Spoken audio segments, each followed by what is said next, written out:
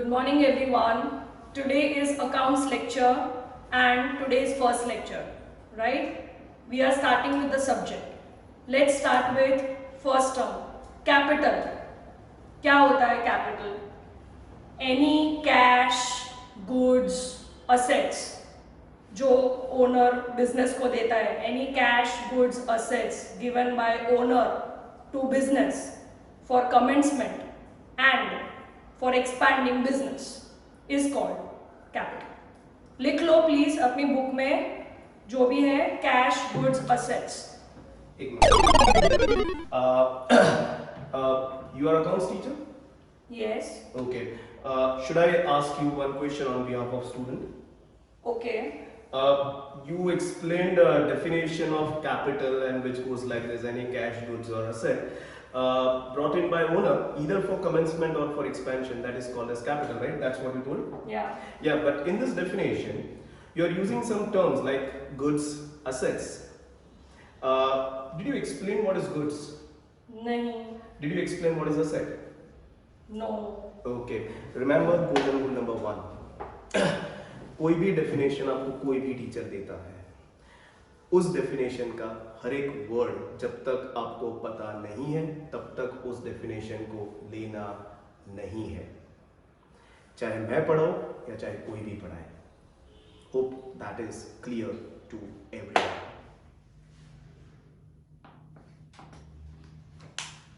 Start कर दिया? Yes. Okay. Anyways ये भी जरूरी था. Now see, in the last scene what we saw is one of the traditional accounts teacher coming to you and directly starting with the term.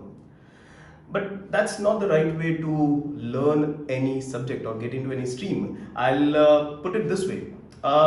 Like say for example, have you ever been to any foreign land? Not as a tourist, मगर रहने के लिए शायद आप में से किसी को वो मौका मिला होगा if at all your parents has transferable job. Like say for example, if you go to a country for the first time and to settle down, so the first thing that you learn or you have to learn is the language, because if you don't know the language of that country, then if you can understand, you can't communicate, and if you can't communicate, believe me, life is going to be hell. And so if you can understand, यहाँ पर आप भी एक दुनिया में आने वाले हो और उस दुनिया का नाम है कॉमर्स. तो before you enter into commerce, if you directly start with the chapter with the subject, believe me you will be lost. Why? Because you don't know the language. So that's why the first thing that we have to do over here is understand the language. पहले हम commerce की भाषा समझेंगे और वो भाषा समझने के लिए if you can understand, we are going to take one by one every term that affects commerce और जिससे बनती है पूरी भाषा कॉमर्स की. I'll just give you an example why it is required. Like say for example, if you have heard word दादा, सौरव गांगुली की बात नहीं कर रहा हूं मैं, वर्ड दादा की बात कर रहा हूं. तो दादा एक ऐसा वर्ड है जो जैसे जैसे रीजन बदलता है उसका मतलब बदल जाता है. Like say for example, अभी हम गुजरात में हैं और अगर मैं बोलता हूं दादा तो उसका मतलब होता है ग्रैंडफादर, पप्पा ना पप्पा. That's what we understand dada as. But if you go to east, ममता जी के हम घर चले जाते हैं तो if you can understand, वहां दादा का मतलब बदल जाता है, वहां दादा यानी बड़े भैया हो जाते हैं. And that's why if you can understand, in respect we call Saurav Ganguly as dada. He is big brother of Indian cricket team.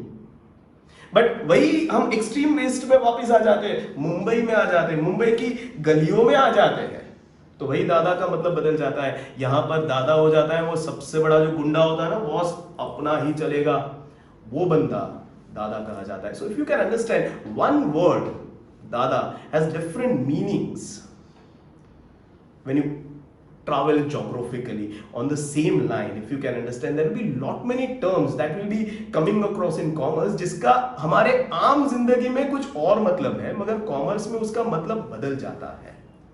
So to make sure कि हम हमारा आम जिंदगी वाला मतलब समझकर कॉमर्स को ना समझे, इसलिए हम कॉमर्स वाले मतलब को पहले समझेंगे और फिर हम सब्जेक्ट पर आएंगे. Maybe economics, maybe management, maybe accounts, and will start with the chapter. पहले भाषा समझेंगे और फिर स्ट्रीम में जाएंगे। And to understand, I will start with my first term in this journey, and that first term is going to be as simple as person. You might say person तो sir बहुत आसान है, देखते कितना आसान है। So our first term is person. Ma'am आपसे पूछना चाहेंगे, आपके हिसाब से person कौन है?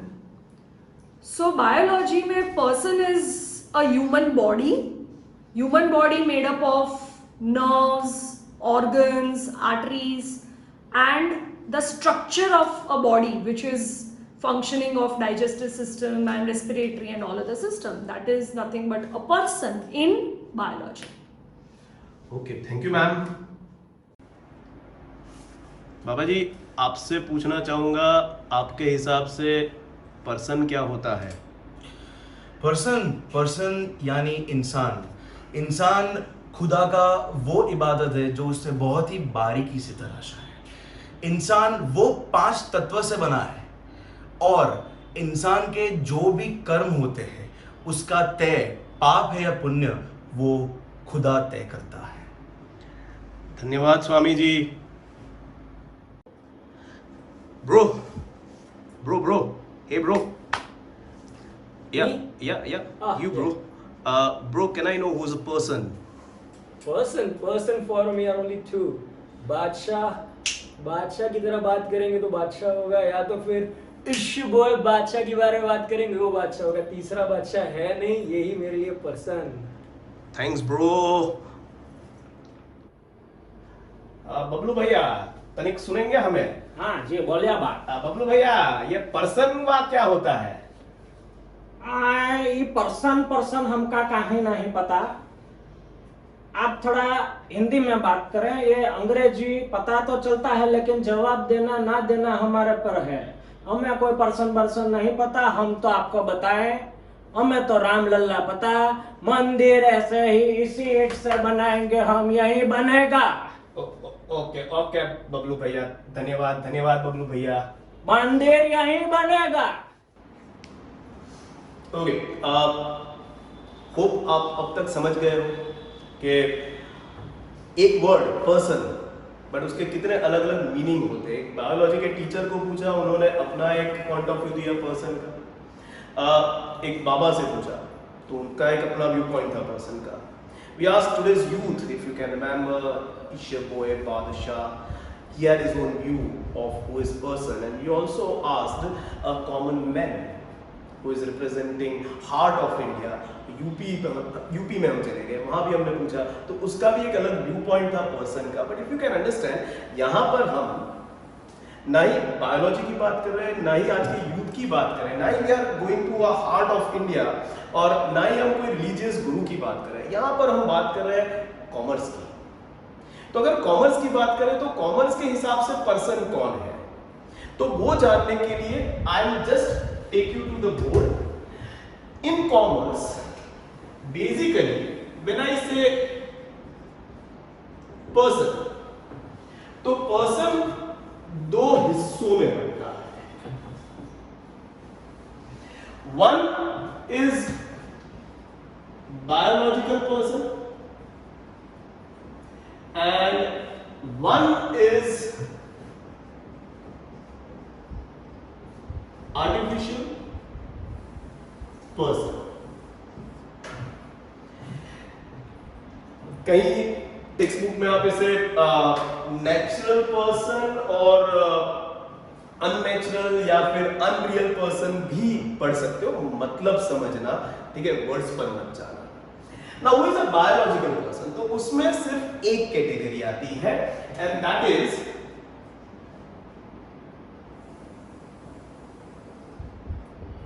इंडिविजुअल्स।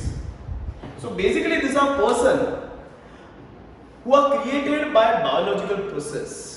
मैं, आप, हमारे पेरेंट्स, इनफैक्ट ये पूरी दुनिया में जितने भी इंसान हैं, 700 करोड़ लोगों की मैं बात कर रहा हूँ, वो सारे के सारे यहाँ पर आते हैं। हमारा जो क्रिएशन है वो एक बायोलॉजिकल प्रोसेस से हुआ है। That's why we are considered as, termed as biological person. जो दूसरी कैटेगरी है that is artificial person. Now this are person who are not created by biological process but they are created by law. हर country की एक legal system होती है. जैसे हम इंडिया में, तो इंडिया की भी एक लीगल सिस्टम.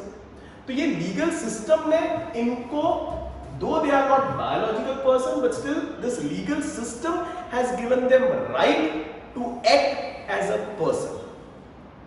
और इस कैटेगरी में कुल मिलाकर हमारे पास 3, 4, 5, 6 अलग अलग लोग आते हैं. सबसे पहले हमारे पास आता है something called as partnership firm. आप लोगों के साथ पार्टनरशिप फर्म क्या होता है? अभी क्या होता है मत पूछना, क्योंकि पहले सब लिख लूंगा, फिर उसके बाद सारे के सारे टर्म्स एक के बाद एक डिटेल में डिस्कस करेंगे. डिटेल में नहीं, ब्रीफ में डिस्कस करेंगे, क्योंकि एक ही दिन में कॉमर्स थोड़ी सीखना है.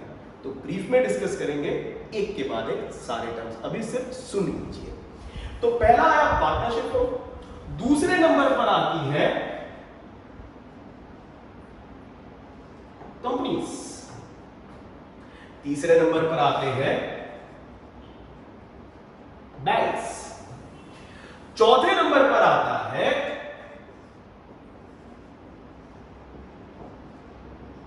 Cooperative societies. पांचवें नंबर पर आता है समथिंग कॉल्ड एज एजेपी. अगर फुल फॉर्म समझे तो it is artificial judicial person. I repeat, artificial judicial person. Once again क्या होता है अभी नहीं बताऊंगा, बस 5 मिनट में पता चल जाएगा. और आखिरी में आता है BOI, बैंक ऑफ इंडिया ना. It is B stands for body, O stands for of, and I stands for individual. That is body of individuals. It's not individual. It is individuals.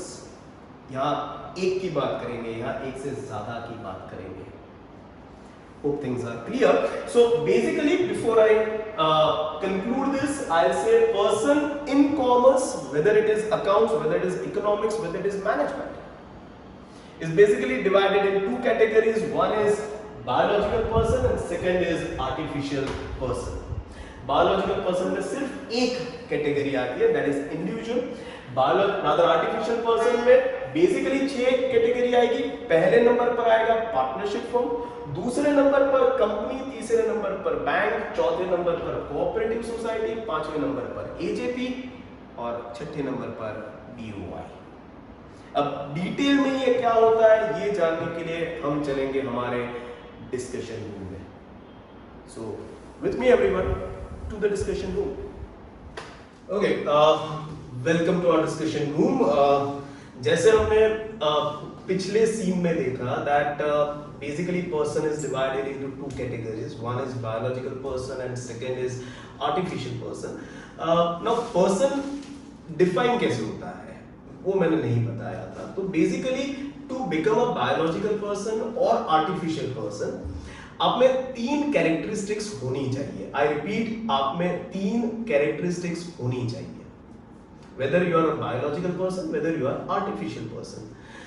पहली, you can enter into any economical transaction और event. You can say what do you mean by economical transaction or event? Basically you can enter into buying or selling of anything. आप में वो क्षमता है कि आप कुछ भी खरीद सकते हो, आप में वो क्षमता है कि आप कुछ भी बेच सकते हो. So that is characteristic number 1. दूसरी characteristic, you can be sued by others. Sued यानी आप पर कोई केस कर सकता है. अगर आप कुछ गलती करते हो तो आप पर दूसरे केस कर सकते हैं. Characteristic number 2. मगर वो दूसरे कौन होंगे? तो वो भी पर्सन होंगे.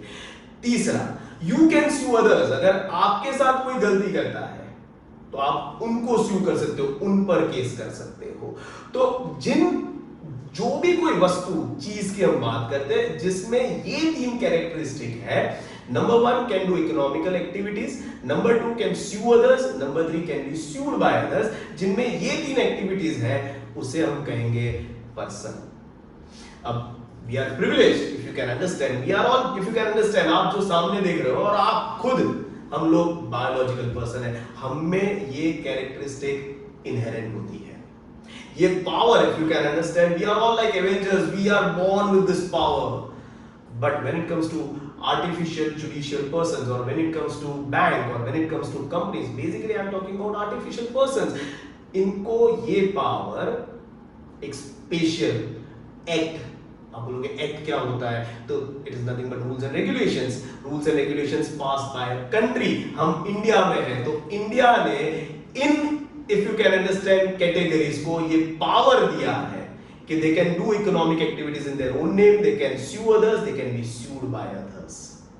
So that's what artificial person is all about. Now what we'll do is we'll discuss about each and every individuals. तो hopefully they are taken for granted. We all are individuals, so we don't need to discuss that. तो अगर आपको कोई पूछता है individuals कौन है, तो आपके पास 700 करोड़ example है, because we are 700 crores. You can call out anyone, Alia Bhatt, if at all she is your favorite, she is your individual. Okay, Ranbir Kapoor, he can be your individual. Shahid Kapoor, it can be your individual. Virat Kohli can be your individual. Anyone, every one of us are falling in category of individual. हम उनकी बात नहीं करेंगे.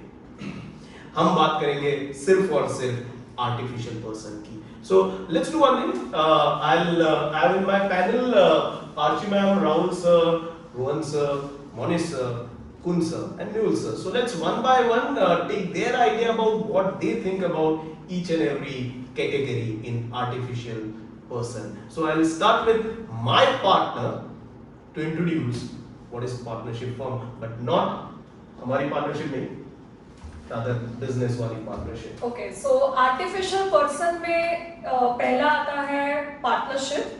So partnership का एक act था, Partnership Act 1932. उसमें कहा गया है that when two or more people come together and they do business where they decide to share profit and loss, तो उसको पार्टनरशिप कहा जाता है. तो पार्टनरशिप में दो से ज्यादा लोग जब एक साथ मिलके बिजनेस करने का सोचते हैं और बिजनेस करते हैं जहाँ पे वो प्रॉफिट और लॉस शेयर करते हैं, तो उसको पार्टनरशिप कहा जाता है. सो जब दो फ्रेंड्स मिलके आके कोई रेस्टोरेंट ओपन करते हैं तो इट्स अ पार्टनरशिप. जब 2, 3, 4, 10 चार्टर्ड अकाउंटेंट्स मिलके बिजनेस शुरू करते हैं तो that can be partnership. Architects जो होते हैं वो मिलके पार्टनरशिप शुरू करते हैं. तो पार्टनरशिप भी एक आर्टिफिशियल लीगल पर्सन हो सकता है. So that is And if you can understand, वो जो दो friend आकर business कर रहे हैं, they are doing economical activity. Number one, if they go wrong, others can sue them. If anyone goes wrong with them, they can sue others. So if you can understand partnership firm, and this right has been given by Partnership Act 1932. And so if you can understand, partnership is in itself a person, artificial person. Okay, now I'd like to know from Rahul sir, what do you understand by company? Company is basically incorporated. That means company बनता है उनके act से. Either it may be Companies Act 1956 and now it has been amended to Companies Act 2013. What is company? Company is basically a Latin word which is divided into two parts, com and pani. जब मैं पानी बोलता हूँ तो कोई Gujarati word नहीं है. As I told you, it's a Latin word. Pani is bread. So technically, when people come together, an association of people comes together to earn bread, that is known as company. What is company? The examples are like Reliance is a company, okay, Amazon is a company, Tata is a company. And to conclude that क्या ये companies personal है या नहीं है, तो answer is yes है. क्यों? रिलायंस क्या अपने नाम पे बिजनेस कर सकता है? यस, वो कर रहा है. क्या कोई रिलायंस के ऊपर केस कर सकता है? यस. क्या रिलायंस किसी के ऊपर केस कर सकता है? Answer is yes. तो रिलायंस क्या बन जाता है? एक पर्सन. बट क्या बायोलॉजिकल? नहीं. वो क्या कौन सा पर्सन बन जाता है? Answer is artificial judicial person. Artificial person, not artificial judicial person. Rahul sir, मुझे एक चीज आपकी पसंद नहीं आई, आपने कंपनी में रिलायंस का नाम लिया मगर SCPL का नाम नहीं लिया। SCPL भी एक कंपनी है and it is different from us. If you can understand, when company की बात होती है, एक और बात मैं बताऊंगा, कंपनी हो, पार्टनरशिप फर्म हो, ये सब अपने ओनर से अलग होती है। नाउ व्हेन आई से SCPL, आप कभी ऐसा नहीं कहते हो कि मैंने सोहम में एडमिशन लिया, आप बोलते हो मैंने सोहम क्लासेस प्राइवेट लिमिटेड में एडमिशन लिया है। तो if you can understand, yes Soham is owner, one of the owner of SCPL, but is not SCPL. SCPL is a different entity. उसकी खुद की एक पहचान है, वो खुद बिजनेस करती है। आप उसको स्यू कर सकते हो अगर हमारे एक भी कमिटमेंट पूरे नहीं हुए, हम आपको स्यू कर सकते हैं अगर हम आपने जो हमें कमिटमेंट दिए वो आप पूरे नहीं करते। Hope things are clear. So that's company for you. Now I'll go to Rohan sir. Rohan sir, आपके हिसाब से बैंक क्या होता है? Sir, so to explain bank in a very simple language, पहले तो बैंक के फंक्शन क्या होते हैं। तो सोसाइटी से पैसे देना और वही पैसा सोसाइटी से जो मिला है वो वापस सोसाइटी में डालना, सो दैट कंट्री में कभी पैसे की फंड्स की शॉर्टेज ना है। अब बैंक्स के कुछ प्राइमरी फंक्शंस में एक्सेप्ट करूं, मैं एक्सप्लेन करूं। सो अगर किसी की तरफ जरूरत से ज्यादा पैसा आ गया तो अब घर पे तो इतना पैसा रखना बहुत ही रिस्की है। सो हम क्या कर सकते हैं, what we can do is that वो पैसा हम बैंक में डाल सकते हैं, हम डिपॉजिट कर सकते हैं, जिससे फायदा भी है हमको कि सामने हमको इंटरेस्ट भी मिलेगा। और अगर कभी लाइफ में दिक्कत हो गई कि पैसों की स्कैर्सिटी आ गई, शॉर्टेज आ गई, तो क्या होगा, तो बैंक हमें लोन भी प्रोवाइड करती है। तो ये है बैंक्स के प्राइमरी फंक्शंस। अब according to banking regulation act 1949 banks को कुछ पावर मिले हैं। फॉर एग्जांपल मैं कुछ बैंक्स के नाम लेता हूं, जैसे कि bank of Baroda, ICICI bank, yes bank. अब ये सारे बैंक्स, क्या आप इनको स्यू कर सकते हैं, क्या आप इन पे केस फाइल कर सकते हैं? Answer is yes. In the similar fashion, क्या ये बैंक्स आपको स्यू कर सकते हैं या आप पे कोई केस फाइल कर सकते हैं? The answer is once again yes. क्यों? जैसे कि मैंने बोला, ये पावर उनको एक्ट ने दिया है, बैंकिंग रेगुलेशन एक्ट 1949 में। इससे प्रूव क्या होता है कि bank is a person, once again person नहीं, हमारी भाषा में artificial judicial person. Artificial judicial person नहीं, आर्टिफिशियल पर्सन सर जी, क्योंकि आर्टिफिशियल जुडिशियल पर्सन अलग हम बात करेंगे। See once again as rightly told by Rohan sir कि बैंक में वो सारी क्षमता है जो उसे पर्सन बनाती है। बैंक खुद बिजनेस करती है, आप SBI से लोन लेते हो, आप SBI में पैसा डालते हो। बैंक किसी को स्यू कर सकती है, विजय माल्या स्यू कर दिया, बैंक को हम स्यू कर सकते हैं। से फॉर एग्जांपल हमारा पैसा हमने बैंक में डाला और बैंक ने, एक दिन हम गए और बैंक ने बोला ATM में पैसा नहीं है, और अगर फिर बोला कि बॉस अब तो पैसा मिलेगा ही नहीं, हो सकता है, तो we can sue bank. So that's why if you can understand, just like partnership firm, just like company, even bank is a person, but artificial person. Hope things are clear. Going to you, Monish sir. Monish sir, आप थोड़ा cooperative society के बारे में बताइए। बिल्कुल, जैसे sir ने बोला cooperative society, okay, it is made up of a word cooperative. Cooperative derive कहां से हुआ? Basically cooperation. कोऑपरेशन का मतलब क्या है? एक दूसरे की मदद करना। जैसे पर्सन का जो सबसे पहला फीचर है कि पर्सन के डेफिनेशन में इकोनॉमिक एक्टिविटी को कंडक्ट करता है, वो आनी चाहिए। अब आप खुद बताइए, इकोनॉमिक एक्टिविटी कोई कंडक्ट कब करता है? जब उसे प्रॉफिट अर्न करना होता है। तो कहना है कि अब तक जितने भी डिस्कस हुए, पार्टनरशिप हो, कंपनी हो, बैंक्स हो, जिनका पहला मोटिव रहता है वो है प्रॉफिट अर्न करना। लेकिन ये जो टाइप का एक बिजनेस है, ये जो एक टाइप का पर्सन है, उसका पहला मोटिव प्रॉफिट अर्न करना नहीं रहता, उसका पहला मोटिव हुआ है कोऑपरेशन। कि जितने भी लोग एक्सप्लॉइट हुए हैं वो खुद का एक बिजनेस बनाते हैं और कहीं ना कहीं एक दूसरे की मदद करते हैं। The concept of self help is there in cooperative society. ठीक है, अब ये कॉन्सेप्ट एक्ट के अंदर फॉर्म हुआ, that is form under the cooperative societies act 1912। अब बात करता हूं फीचर्स की of a person. Number 1, it should do a economic activity, yes economic activity करता है, but as I said profit उनका पहला मोटिव नहीं होता, सेकेंडरी मोटिव होता है। पहला मोटिव क्या होता है? एक दूसरे की मदद करना। दूसरा, ठीक है, जैसे एग्जांपल्स बहुत सारे हैं, लिज्जत पापड़ है, अमूल है, इफको है, IFFCO is Indian farmers fertilisers cooperative, ठीक है, ये सारे कोऑपरेटिव आप देख चुके हो, आप जानते हो। तो अगर हो सकता है कि मैंने लिज्जत पापड़ से कोई प्रोडक्ट परचेज किया, मुझे सेटिस्फैक्शन नहीं मिला, तो मैं उन्हें सू कर सकता हूं। अगर सामने मैंने उन्हें पेमेंट नहीं दिया तो वो मुझे सू कर सकते हैं। तो कैन आई से कि in case of cooperative society also, if the product we receive is not satisfactory, we can sue them as an individual, and if the company is not receiving the commitments, other the cooperative society is not receiving the commitments from the other party, they can also sue them. Okay, very well explained, Monish sir.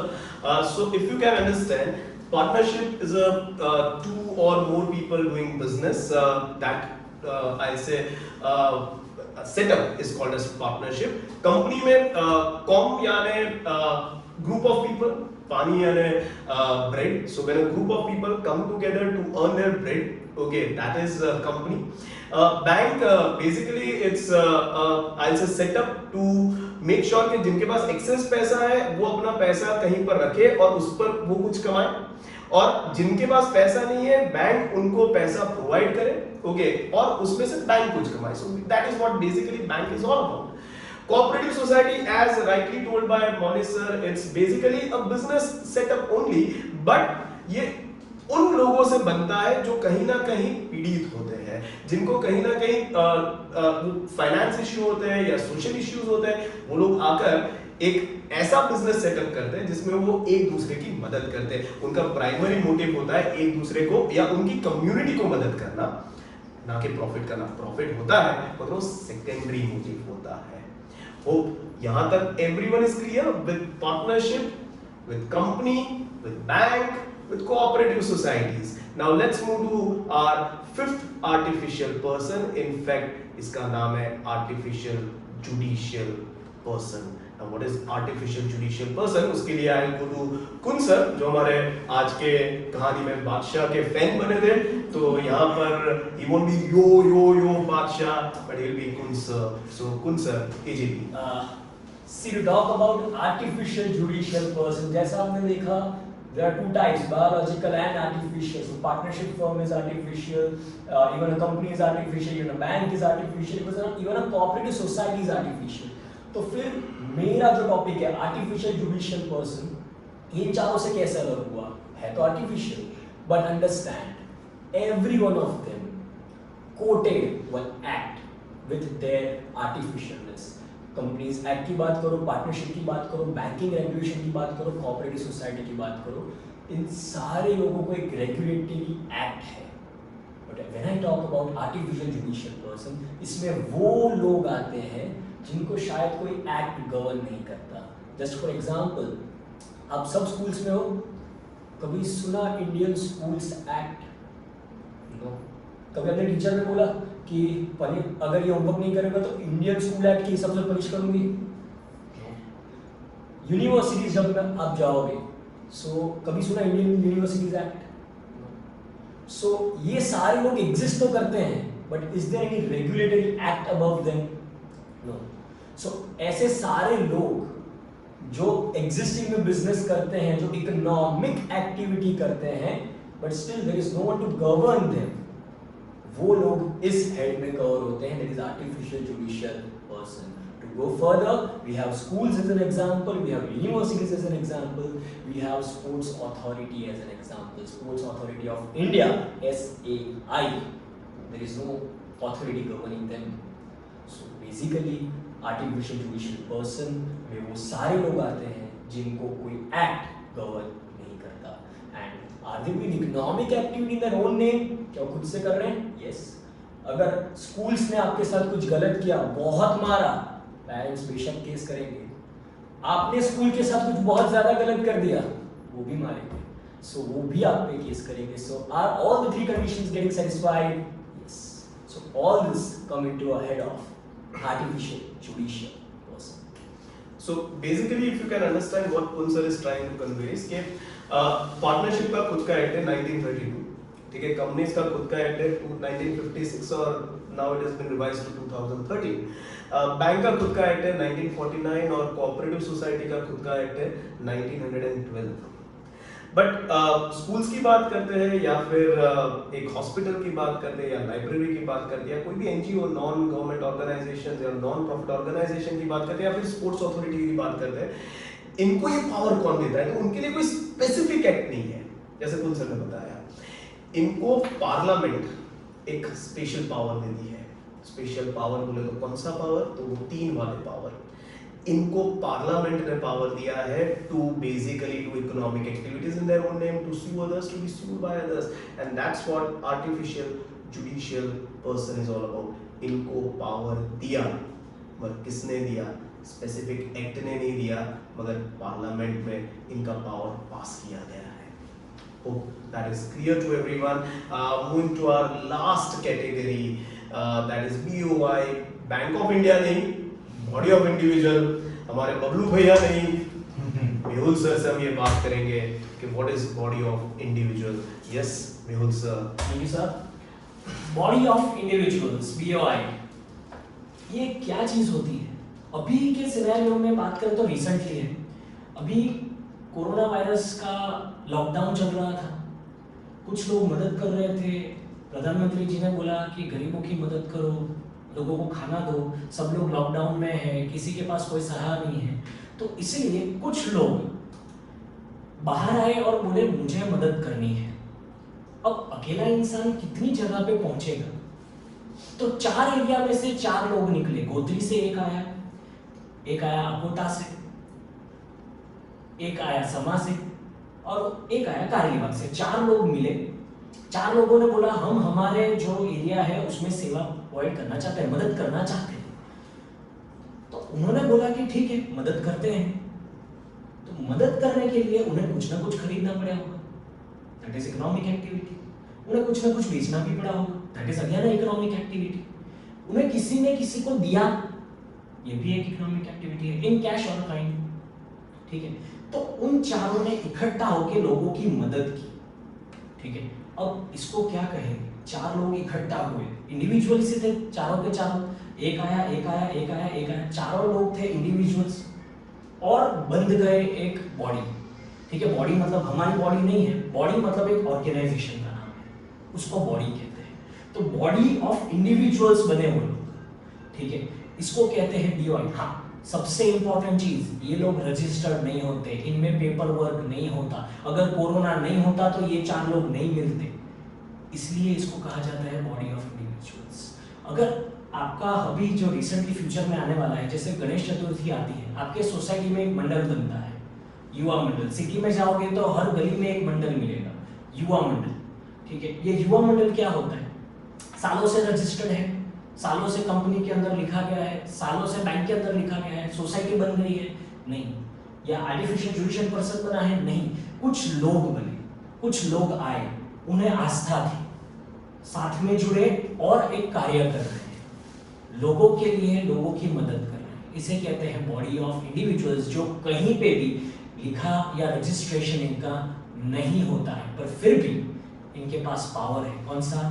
Lane then का, economic activity का। मैंने कुछ खरीदा, मैंने कुछ बेचा। मंडप बनाने के लिए मंडप खरीदना पड़ता है, गणेश जी की मूर्ति लानी पड़ती है, वो भी खरीदनी पड़ती है, ठीक है। उनके लिए पूरा सेटअप बनाना पड़ता है, ठीक है, पंडल बनाना पड़ता है। तो इसको इकोनॉमिक एक्टिविटी कहते हैं। किसी सोसाइटी मेंबर पे या बाहर के लोगों को लगा कि भाई ये सब तो गलत चल रहा है, स्कैम कर रहे हैं ये लोग, भगवान के नाम पे चोरी कर रहे हैं, तो केस कर सकते हैं, कर सकते हैं। इनको ऐसा लग रहा है कि हमारे मंडप में आके कोई लोग मारामारी कर रहे हैं या किसी लोगों ने झगड़ा कर लिया, क्या ये मंडल उस पर केस कर सकता है? हाँ, कर सकता है। इसीलिए इसे बॉडी ऑफ इंडिविजुअल कहा जाता है। 4 या 5 या 10 लोग मिलके इकट्ठा होके एक काम कर रहे हैं, ठीक है। कहीं लिखा नहीं गया है, इसे कहते हैं, कहीं रजिस्टर नहीं किया गया है, इसे कहते हैं बॉडी ऑफ इंडिविजुअल्स।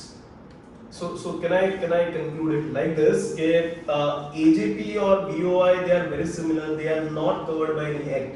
मगर AJP और BOI में एक ही फर्क है। AJP भले ही कोई एक्ट में नहीं आता है, मगर उसे वो पावर वो 3 चीजों का पावर सुप्रीम कोर्ट देता है by passing a special I से जजमेंट और special act. BOI on the other hand, they are so meager, I'll say, इतने छोटे होते हैं कि yes, they have that power, they have that inherent power because it is body of individuals. Individuals have that inherent power, but they are not individual. They are body of individual. एक से ज्यादा लोग हैं, मगर एक से ज्यादा लोग में पार्टनरशिप नहीं है, एक से ज्यादा में कंपनी भी नहीं है. So you can't say sir एक से ज्यादा है ना तो पार्टनरशिप हो गया ना, एक से ज्यादा है ना कंपनी हो गया ना. They are not registered, and that's where they are different from others. यानी आपने मेहुल सर से सुना कि BOI क्या होता है, बहुत अच्छी तरह से समझाया, और वंस अगेन मेहुल सर के क्योंकि इतना अच्छी तरह से समझाया इसलिए हम उनके सपोर्ट में बोल देंगे कि मंदिर यहीं बनेगा. Anyways, I'll conclude it this way. One more interesting fact. When you talk about individuals, आप individuals को देख सकते हो, जैसे आप हम सबको देख सकते हो, राइट? तो अगर बायोलॉजिकल और लीगल पर्सन के बीच में, आर्टिफिशियल पर्सन के बीच में एक बहुत बड़ा डिफरेंस होता है. उनमें कैरेक्टरिस्टिक्स कॉमन होती है मगर एक बहुत बड़ा डिफरेंस होता है, और वो डिफरेंस ये है कि हम जो बायोलॉजिकल पर्सन है, वी हैव फिजिकल प्रेजेंस, हम दिखते हैं. सोहन सर कैसे दिखते हैं आपको पता है, आर्ची मैम कैसे दिखते हैं आपको पता है, राहुल सर कैसे दिखते हैं, मोनिश सर कैसे दिखते हैं, रोहन सर कैसे दिखते हैं, मेहुल सर कैसे दिखते हैं, कुन सर कैसे दिखते हैं, आप खुद कैसे दिखते हो, दिखता है. We have a physical presence. इसे इंग्लिश में एक वर्ड दिया गया है, we are tangible. We can be seen, we can be felt, we can be touched. तो हम सारे बायोलॉजिकल पर्सन टेंजिबल होते हैं. मगर जब आर्टिफिशियल पर्सन की बात होती है, जैसे पार्टनरशिप की बात की, कंपनी की बात की, बैंक की बात की, cooperative society, AJP, BOI, they all cannot be seen, cannot be felt, cannot be touched. They are, the term used for them is they are intangible. आप लोग सर मुझे तो SBI दिखता है, मुझे SCPL भी दिखता है. नहीं, क्या आपको SCPL की हाइट पता है? क्या वो गोरा है काला है पता है? क्या आपको पता है मोटा है या पतला है? क्या आपको पता है कि वो कौन सी कम्युनिटी को बिलोंग करता है, हिंदू है, मुस्लिम है, सिख है, ईसाई है? क्या आपको ये पता है वो कौन सी कंट्री को बिलोंग करता है? No, this all characteristics are not there with artificial person. आप बोलते सर तो SCPL का बोर्ड क्या है? वही तो पॉइंट है, क्योंकि SCPL का फिजिकल प्रेजेंस नहीं है तो SCPL दिखाने के लिए हम लोग एक बोर्ड बनाते हैं कि यहाँ पर SCPL है.